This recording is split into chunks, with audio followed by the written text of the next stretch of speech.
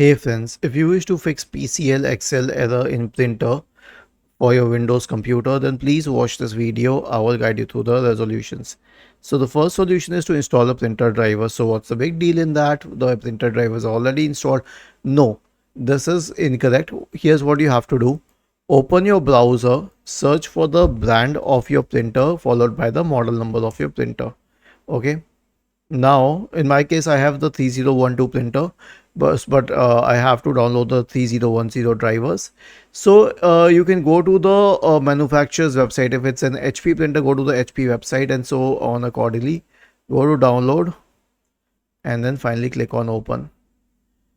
Okay, this will install the latest printer drivers and it will make your life much easier.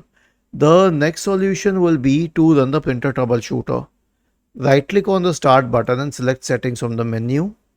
Now go to the system tab on the list on the left hand side. Scroll down and select troubleshoot, select other troubleshooters and click on run corresponding to the printer troubleshooter. Was this helpful? If yes, then please subscribe to the channel. If not, then let us know in the comment section of the video on how we could help you further. Thank you for watching this video and have a nice day.